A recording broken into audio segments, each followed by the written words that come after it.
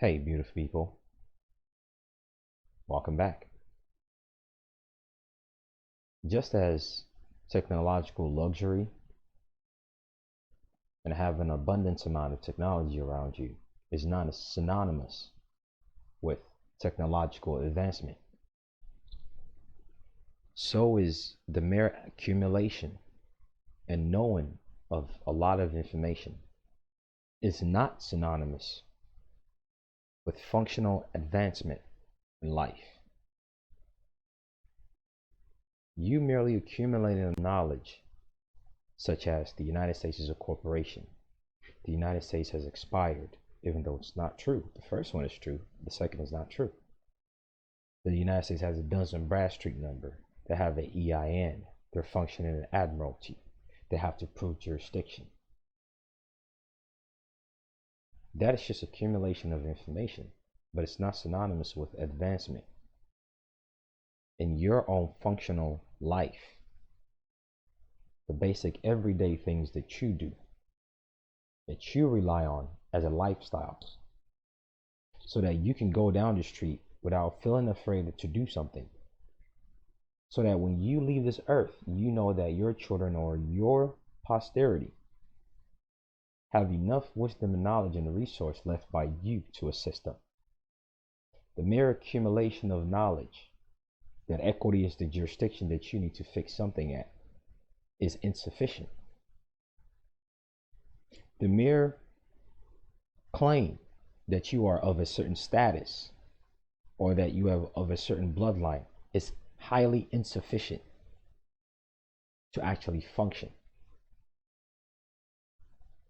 Again, just as people have a lot of technological luxury these days, and that technology is being used against them, one way or another, whether on a health, spiritual, information privacy level, and the dumbing down of the human neural pathways to be able to use your mind to do things.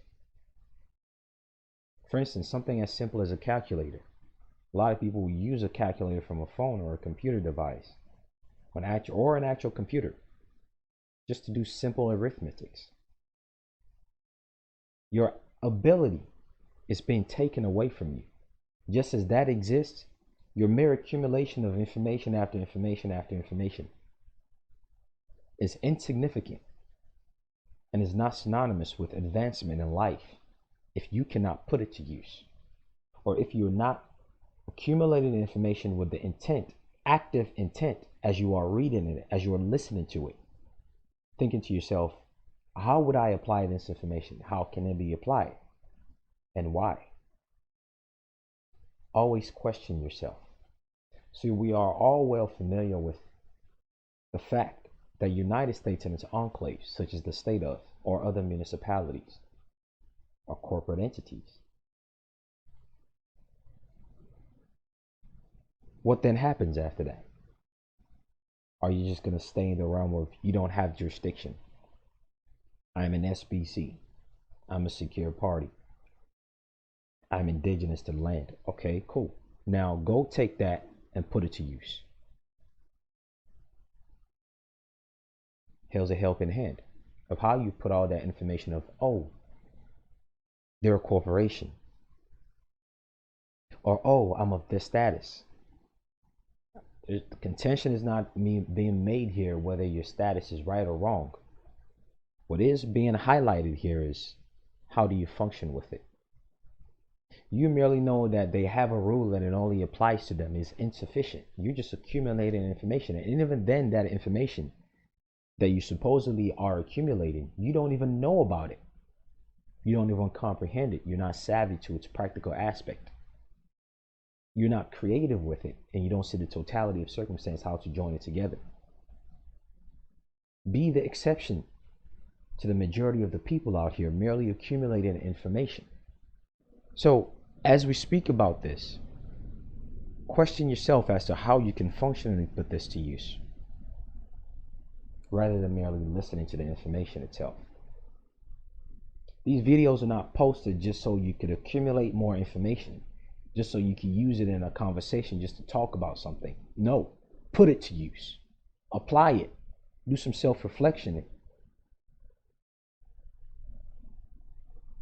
So in the past, we've spoken about the doctrine of responde superior, of how you can merge the liability of the inferior employee with that of its employer, whether it's a corporate employer or the natural man who is sanctioning all the activities of the natural man and woman doing business as whatever title of the job description is under that entity that has that blanket bond.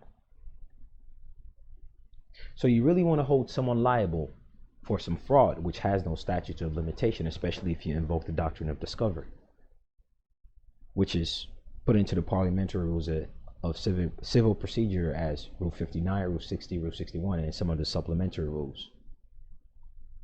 That's on a uniform level. There's an equivalent at the state level also. So all those doctrine and principles, in order for you to hold someone liable, because they take your time, your monies, your energies, your valuable assets, whether it's your children or that which you've worked for, no matter how small or how large it is, they're taking it from you. And in normal circumstances, if anyone else does that, they are thrown in prison and jail. So now you're working hard to make sure that these people are held liable. Let's just throw the concept of spirituality on the side because you don't really believe in doing certain things because, you know, it's against God and all that stuff. Okay, good. Let's put that to, so let's agree on that one for now. And let's say the limitation of what you say your remedy is you're going to fight and stand and make sure you tell them that they don't have power. Cool, good. Do that. That will and that fire is necessary. The process of doing that, comprehend how to actually do it. Put into consideration the doctrine of responde superior, and always pair that. And on the Patreon, we spoke about the principles of tort and private right of action, and how equity and law emerged, and how to actually really begin to do things that will hold them liable. But here on YouTube, here's another inkling for you to add the dots together. The corporate veil. Merge this with the responde superior video that was done in the past. Piercing the corporate veil. Piercing the corporate veil, in quotes, refers to a situation in which courts put aside limited liability. Now, this limited liability is not merely referring to the type of entity called a limited liability corporation or company or limited partnership. It's referring to any circumstance where somebody uses an arm's length method that everyone is now trying to run after also by doing the whole trust thing. Even though most of that really is considered sham trust. When you see this terminology, limited liability, or anything dealing with corporations, as it refers to corporate veil, it merely refers to an arm's length circumstance. And it can be done in any way, in any manner, that goes far beyond the limited box of what people see as limited liability company. The term limited liability just means you're removing the liability from you and you are putting it in something else, either artificial or an extension of that artificiality through corporate activities, hence corporate veil. So once more, this term limited liability is not limited to the type of corporation called limited liability company. The principle is universal in the realm of commerce, admiralty, common law, contract law, and all other types of law and that exists, and the rules in harmony with those laws that exist. Piercing a corporate veil refers to a situation in which courts put aside limited liability and holds a corporation shareholders, meaning whoever has interests in that activity that they're doing through another entity, arm's length, or directors, whoever have power, like board of trustees. Personally liable. Isn't this what we all look for? Because the people that call the shots are the everyday man and woman, and they use corporate entities. They use the county courts of, they use the police department of, they use the city of, they use the child protective service of whatever state. They use the limited liability corporation of so-and-so to come after you with a debt. Experian, Solutions, Equifax Inc., all these entities, credit reporting, Innovis, and a lot more, all of them. They're all corporate entities that are sharecropping the integrity of your information that you've let loose out there, like the harlot that everybody's raping and putting to use. And as harsh as this may sound, that social security that is legal, you have to pimp it, because it is looking for somebody to use it and guide it. I know it sounds kind of twisted, but if you don't put it to use, there's somebody out there that will pimp it and put it to use, and even worse, to your detriment. So take it, guide it, nurture it, build it, and put it to use properly. If you don't, others will use it and then use the corporate veil to damage you and your posterity. You say you have equitable interests and all these things being done out here, right? Then it's necessary that one comprehends what corporate veil really is about. Piercing the corporate veil refers to a situation in which courts put aside limited liability and hold a corporation's shareholder or directors personally liable for the corporation's action or debts, like all debts and engagements entered into before the adoption of this Constitution within the United States Constitution. Right. You want to say that banks cannot owe you anything according to the National Bank Act because they don't have any asset to give out other than their customers? And you really want to invoke some right of ownership, right of claim, or right of action to that thing called the land which the house is attached to, or to your children, or in any other circumstance that you're trying to ward of something, or that you're trying to bring a claim? This is important to know about. This will be part of the unspoken motivating factor that will cause them to close that case to your benefit. Most cases are closed these days or perpetuated to the detriment of people. You want the case to perpetuate or close in your benefit. Part of being the real party in interest, part of being the executor, part of being able to execute things properly. It's not the mere buzzword or the mere claim of that word or of that status. As I've always said, it's always the dynamics of how these things work that shows and demonstrate that status of yours that you're claiming to be.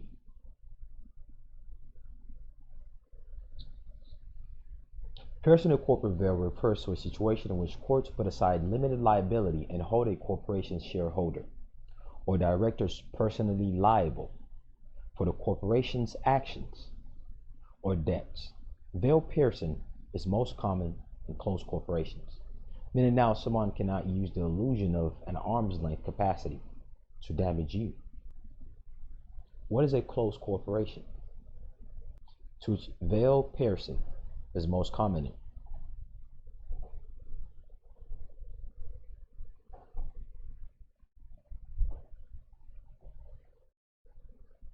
A closed corporation is a corporation which does not exceed a statutorily defined number of shareholders and is not a public corporation. Isn't that what most of these entities are? When you really look at how they operate based on the two sides of the coin. They have a public official capacity and they do certain things in a private manner. They have private interests in these things. A closed corporation is a corporation which does not exceed a statutorily defined number of shareholders. Meaning it's not bound by an outside regulation. For instance, most counties are self-insured. When you look at your state common laws regarding insurance of entities, they'll tell you, well, in order for an entity to be self-insured, they have to have this gross amount, and the county must have a certain population, meaning its employees, aka citizens. But then you will read the stipulation of the common law of the state. Right after that, it tells you something about private corporations. So on both hands, they're telling you they can be public and private. Hence, they have the ability to insure themselves. And that's outside of the blanket bond that most of them use on a county or an estate level.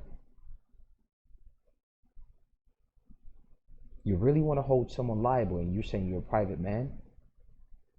You must first understand that there are two sides to the coin of how they function. In the past, we went over public rights, which is the facade and the mask and the persona. You heard their term impropria persona? That's how they come, impropria persona. That's the persona they come in, that proper person according to the Constitution of what they are supposed to do. And then there's an inside interest, where there's a private corporation run by a private man.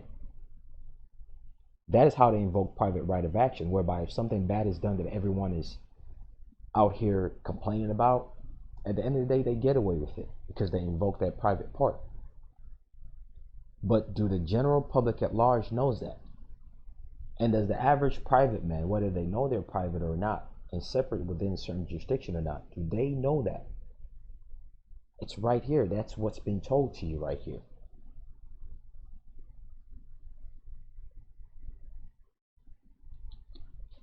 The number depends on the state's business laws, which I just gave an example of that.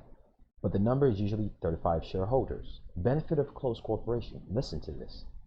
The main benefit of a closed corporation is that it will be exempt from a number of the formal rules which usually govern corporations. Meaning its own private laws exist. The specifics vary by states. The specifics vary by state, but usually a closed corporation must not be publicly traded to private entity and must have fewer than a set number of shareholders, usually 35 or so. A closed corporation can generally be run directly by shareholders, meaning it still has people controlling it. It's just not based on the formality of how public corporations function.